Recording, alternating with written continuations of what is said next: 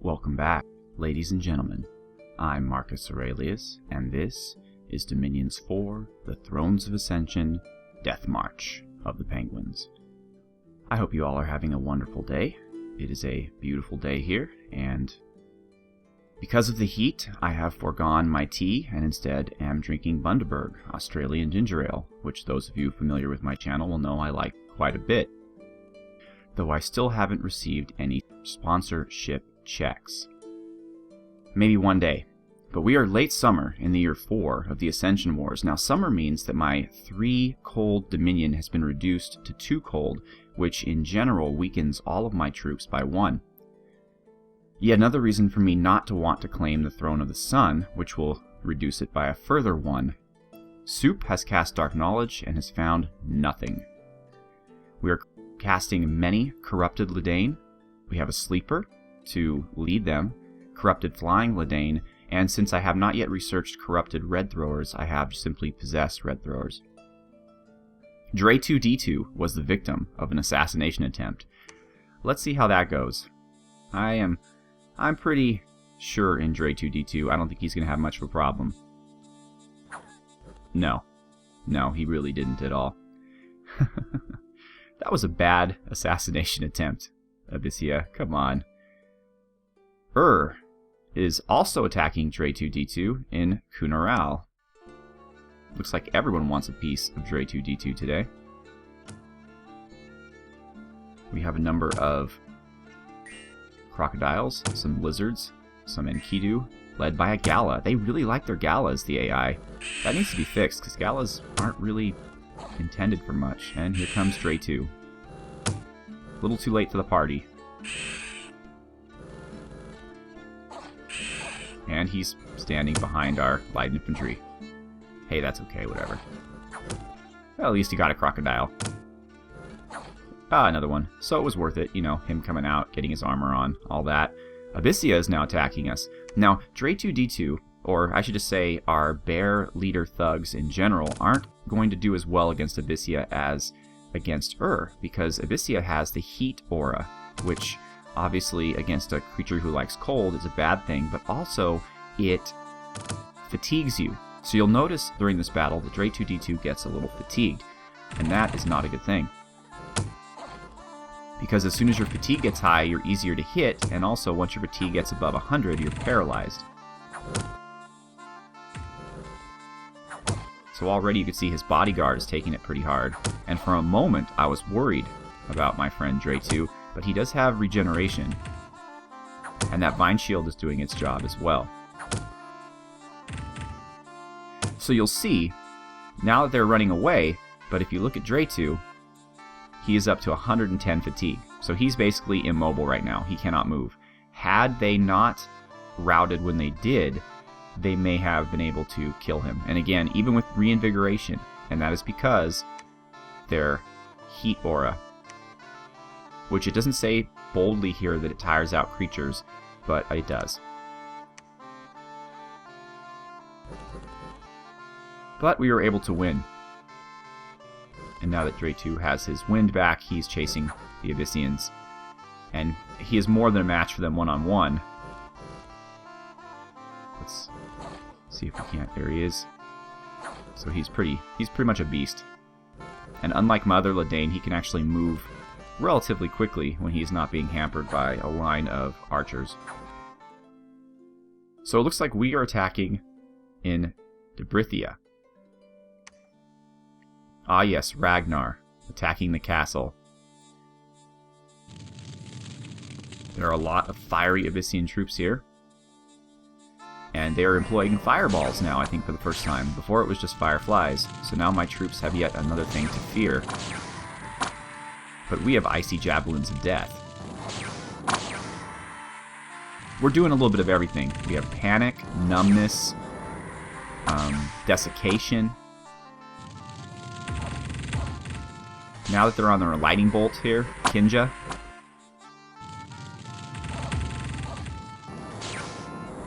I guess that's it. I thought they might go to something else once they start to script themselves, but they seem to be following the pattern that I've set. These guys are very tough. I mean, they are standing up to everything. We're outnumbering them. We're attacking them with bears. And these are just standard Abyssian infantries. I thought maybe they were maybe one of the elite troops, but they're not. They're just standard Abyssian infantries, and they are tough. I mean, look at this. Even with panic, they're just killing bears left and right.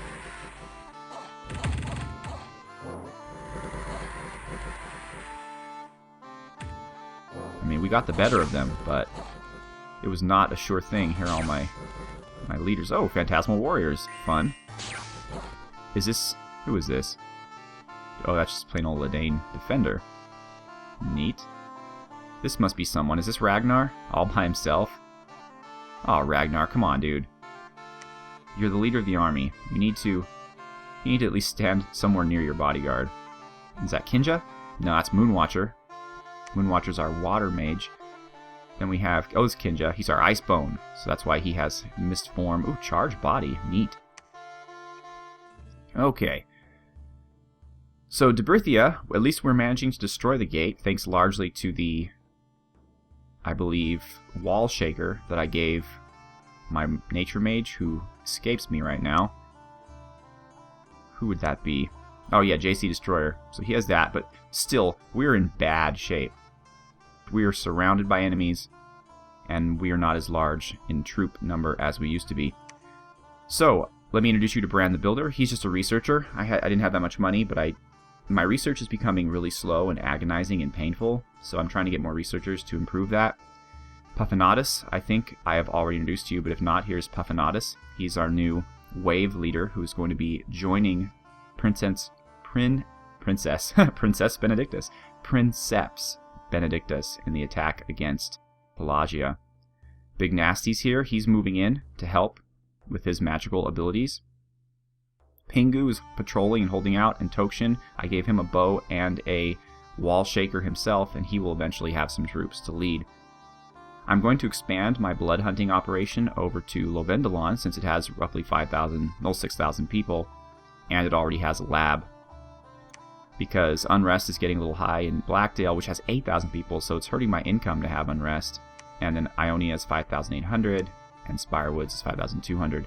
I'm building nothing here, but it's 8,200 people. I'd rather get the income. I'm building a fortress here, so no blood hunting. This has disease, so I'd rather not, plus almost 8,000 people. This is too few people. So I guess I could blood hunt here as well to further expand once these fortresses go up and it's a bit more secure. Let me introduce you to Polat. He's our first sleeper. I've given him a bow and some air chainmail. Though he will not be involved in the action too much, I'm hoping to have him stand in the back. He has great morale. He has +2 and +1 on top of that, and recuperation. But here's the problem. Only 40 undead and demons. So really, as a solution for leading my blood troops, he is not the best, because I'm getting tons of them and 40 is simply not enough. So I'm recruiting another one, but we're going to have to find another solution. I'm moving, also having Brad and Glassminer move some troops over here so that we can get them onto him without having to waste any time. Flom, I've empowered to 4 blood so that he can cast some of the higher level spells, including Bind Succubus, which I'm doing right now. I'm just doing this because I'm checking to see if a Succubus can lead troops. I don't think they can, but if they can't, that's okay. I'll just give her some items and send her out to seduce people. Not Abyssia, because that wouldn't be very thematic for me to have a fiery Abyssians fighting for me. And not because I think leaders are too big for her to whisk away and carry back to the capital. But eventually against Machaka, who I don't want to fight with just yet, but once I am, they'll be perfect targets for assassination and seduction. And I think I have another new guy as well. Oh yes, Mr. Penguin. Mr. Penguin, the Ice Keeper, is going to be joining Ragnar down here so that finally everyone will be blessed, which I'm really excited about. And I think... Do I have a feather? No. I was going to give Polar Mahout a feather. Don't forget my capital researchers. They're working very hard. And I know they don't get a lot of screen time, but there's Wade, Odysseus, the Green Bristol, Mr. Nej, Praetorian Panda, Ragador. Will, of course, you know, is our Forger. Pendrag. Kate is our Ice Sculptor. Mega Caesar, you know, from summoning all the nature spells. I've given him a Vine. Thistle Mace, I'm sorry, in order to get better spells of those kind. Lord Potato, Yaknana Flipper, Polar Mahout, Taziki, our new builder, forger. Mr. Penguin, who we met. Soup is our dark knowledger. He's our Icebone who actually has some death magic, so good for him. And, of course, Pymous. So, I think that's all I'm doing. Yeah, I'm just staying solid here. Dre2Dee2 unfortunately does not have any bodyguard anymore, but I don't think the Abyssians have enough men to challenge him next turn at least. So I'm leaving it kind of where it is. I think he can handle without any trouble whatsoever. And then these guys are just hanging out here. They're using only 66 supply, so that's pretty good.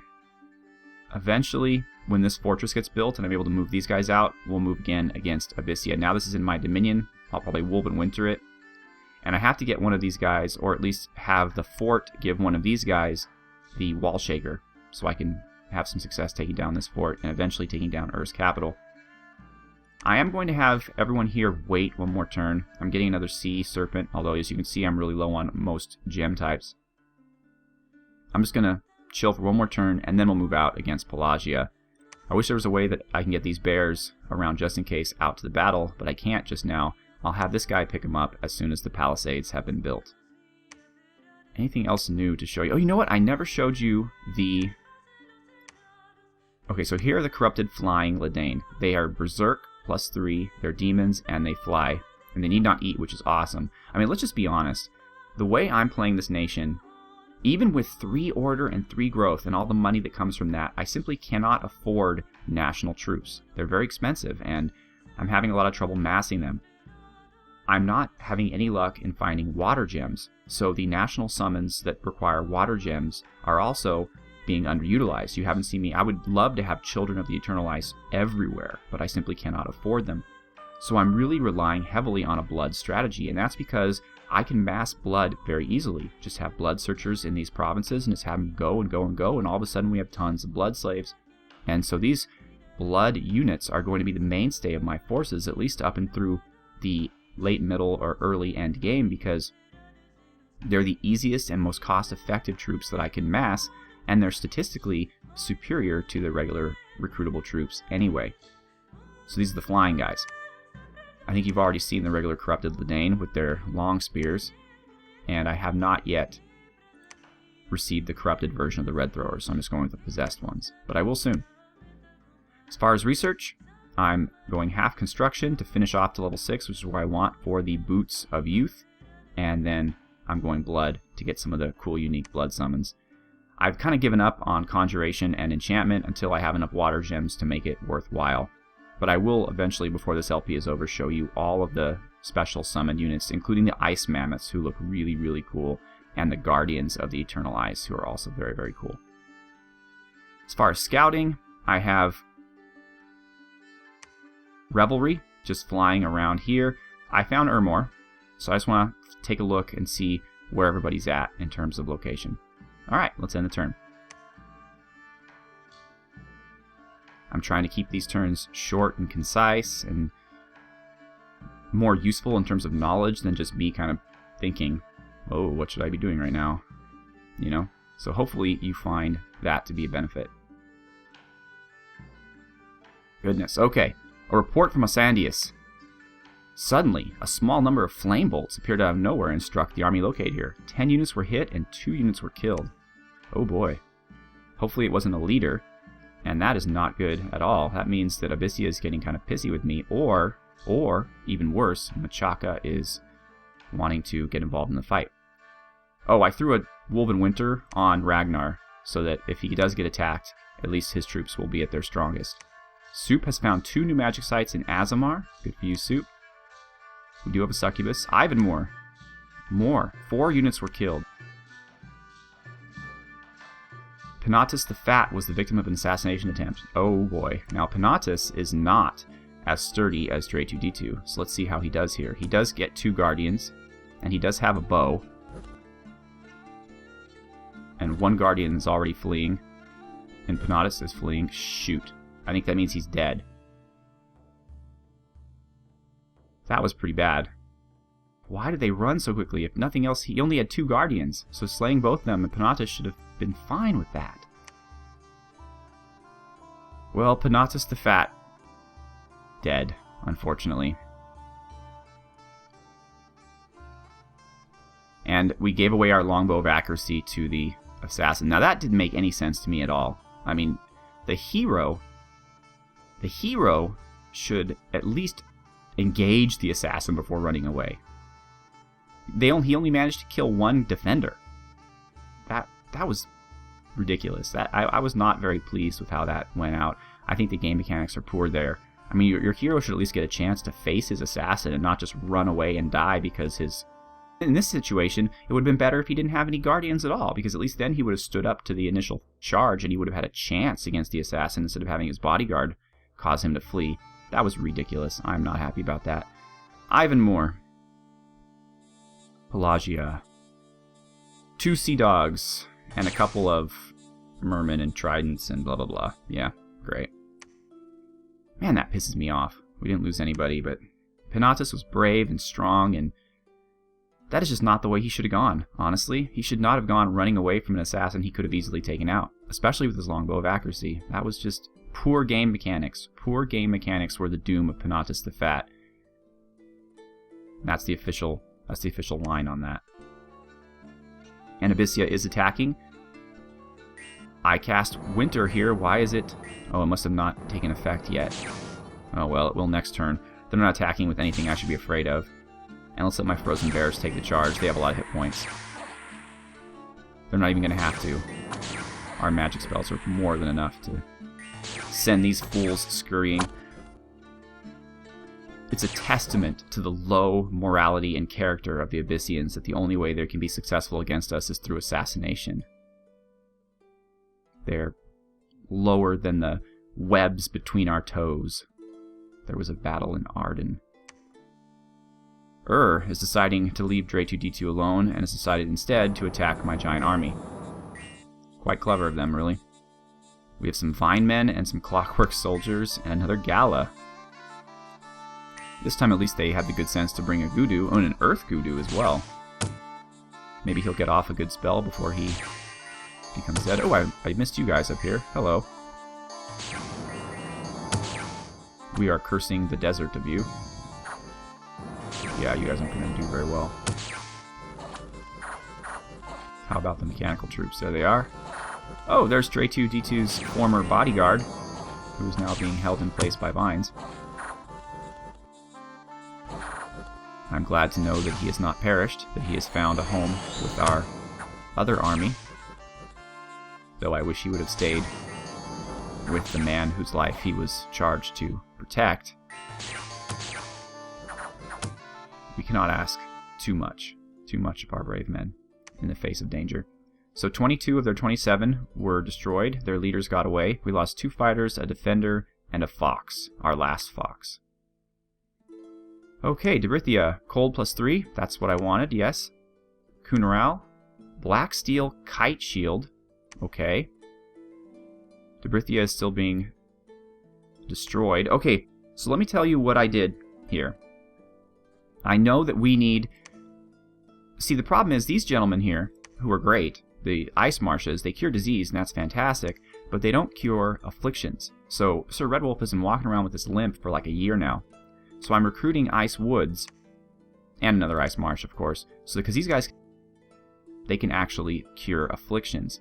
And it looks like our fort has been built. So I am going to send Dre2Dee2 here, since it's now solidly in my dominion, and hold this, and then I'm going to send this giant army up here to take the cave province. We're going to need to start recruiting our Ledan cave troops. These guys are going to stay here for right now, because I'm eventually going to... Well, Axicom's going to move up here. He's the only one with good troops, as you can see. Oh my goodness, we have a lot of guys here. Well, I'll solve that up between turns, but let's name some people anyway. So, Kosuth. You are not Kosuth anymore. Oh, no, that's not what I want to do. What am I doing? You are, instead, and you're going to be a battle mage. So the next battle mage on the list is... Lorgius.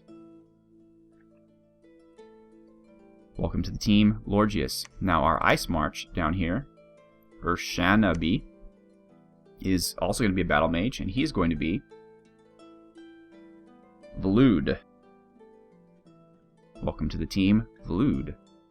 finally, we have Chuktagol, and he's an Icewood, but he's more air than nature, so he'll just basically be another lightning bolt spammer who also happens to cure afflictions and provide supply, so I'll take that. That is quite wonderful. I think 10 supply he provides?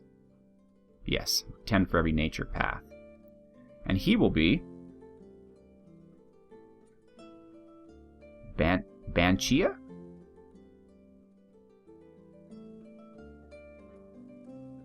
Banshee? That's who he'll be. So, those are our new Ice Woods, and we have a new Ice Blood. Our new Ice Blood will be Colt, because that's a stay-at-home researcher blood hunter. He is not going to, and he's a 3 Ice Blood, so that's really good. He'll be great at blood hunting. And finally, our fighter, Pamon, the sleeper, will instead be King Strategist.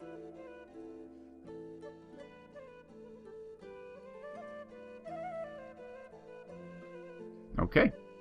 I've named everyone who has popped out this turn. Both fortresses are created, which means, I believe, that we now... No, actually, we're nowhere near the fort levels. So we're here at, like, what, 5 forts? So that means that Machaka must have something close to 10. Oh, geez. Okay, 1, 2, 3, 4, 5. Yeah. 5. So that means they must have 1, 2, 3, 4, 5, 6, 7, 8 for Abysia and 9 for Machaka. That is crazy, though we are sieging one of Abyssia's with the potential of 2. So that would be 5, 6, 7, and they would drop down to 8. So we'd have more than them. We'd be tied with them if we capture this one. No. I think we'd be tied with them. We'd be 1 below them if we capture this one, but we'd be 1 ahead of them if we capture both this one and this one. That's where we're at. I'm not going to build any more forts in my area. They're all nicely spaced from each other. So I'll just have to capture them moving on. Machaka is forting up, though. That means they must have a ton of money, which is not a good thing. Now, this is heavily an enemy dominion, but it should be... Well, it's only 1 cold, so Illwinter did not do quite a good job on that. I'm going to have to build some more temples to push my dominion even further. Although Pelagia, they're just getting nailed by my dominion. They don't have a shot at all. Okay, so my plan. I'm going to move up with this army finally. I think they're ready to go. I'm going to start taking the fight to Pelagia. They're down to just regular Tritons. If we lose, well, we lose. I mean, we can always reinforce. Dre2Dee2 is going to move up here. They're going to move up here.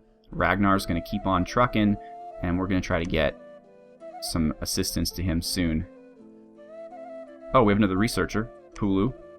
Pulu is going to be Prometheus.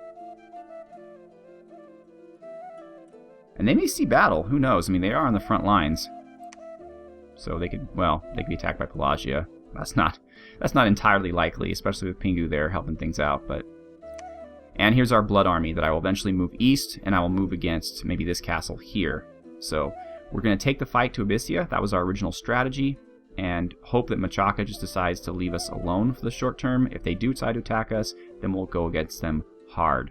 Actually, last thing we're going to do is we have Ashtart, our new... And she does. Awesome. Okay, so I'm not going to use her as a seductress assassin. I'm going to use her as a leader of our undead troops. So we're going to give her some armor, because walking around naked typically does not provide the best protection. And who is she going to be? She's going to be a fighter/leader in this role, so... Oh man, this is funny. Alright, so she's going to be Nidaros. And I know this is funny just because Nidaros has been watching the videos, and he's always like, when am I going to come up? When am I going to come up?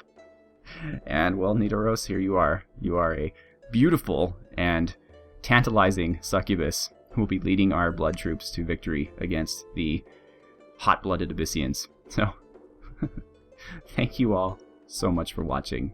Have a good one.